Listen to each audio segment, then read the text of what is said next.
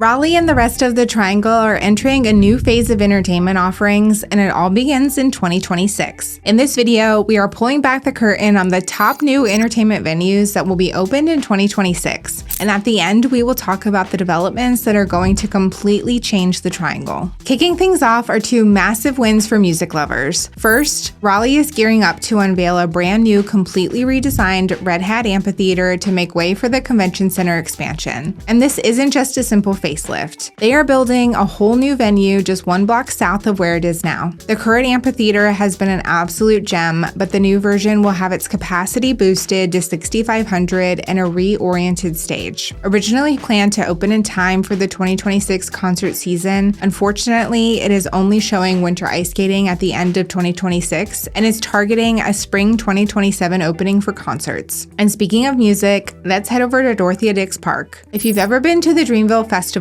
you know it's a phenomenon that drew over 100,000 people from across the globe. After its final run, many wondered what was next. Well, we have an answer. Starting in the spring of 2026, a brand new festival is taking its place. The city of Raleigh has signed a 4-year deal with the very same producers behind Dreamville, along with the global powerhouse Live Nation, to launch a new annual music festival, ensuring Dix Park stays a focal point for music and culture. The food and drink scene is leveling up in 2026 with some incredible new additions. First, the beloved Charlotte and Durham staple, the Common Market, is opening its first Raleigh location at Seaboard Station. Set to open in early 2026, this combination deli, bar, and bottle shop will bring its eclectic vibe to a 4,700 square foot space with a large patio, perfect for grabbing a sandwich and a local beer. Up in North Hills, two fan favorites are expanding. Standard Beer and Food is opening its second location in the Innovation District, featuring a massive 15,000 square foot outdoor patio that will be the largest in North Hills. Also coming to North Hills is 60 Vines, the winemaker's restaurant, known for its wine on tap system and wine country inspired food. And for something more mysterious, North Raleigh is getting its first true speakeasy, the Dry Cleaners, from the masterminds behind Watson Ward. It will be a moody, intimate hideaway for craft cocktails. For some retro fun, Glenwood South is welcoming the Super Rad Retro Lounge, an arcade bar packed with classic games, pinball, and a full bar. And finally, get ready for the chicken finger craze to hit Raleigh, as the wildly popular Raising Cane's opens its doors on Hillsborough Street across from NC State in late 2025, making it a go-to spot throughout 2026. And for those who have heard of the burger chain Whataburger, the area's first locations will be opening up in Raleigh off Six Forks Road, in the old Applebee's, and in Wake Forest in the Grove 98 development. If you're caught up in the pickleball craze, 2026 is your year. The Triangle is getting some top-tier facilities for the fastest-growing sport in America. A massive new project is planned for North Raleigh off Gresham Lake Road. Developers are aiming to open what could be the world's largest indoor pickleball facility by the end of 2026. The 160,000 square foot complex is planned to include an incredible 44 pickleball courts, along with sand volleyball, badminton, a bar, and a restaurant space. And the growth doesn't stop there, as Holly Springs' Eagles Landing Park will be bringing in an indoor recreation center with outdoor lighted pickleball, basketball, and turf fields, along with a skate park and walking trails. I snuck this one in as some portions of the park may open in late 2026, but the full park completion isn't expected until 2027. The growth isn't just happening in Raleigh and Durham, the surrounding towns are seeing massive projects come to life. In Cary, the revitalization of East Chatham Street is in full swing. The flagship project, Meridian East Chatham, is an $87 million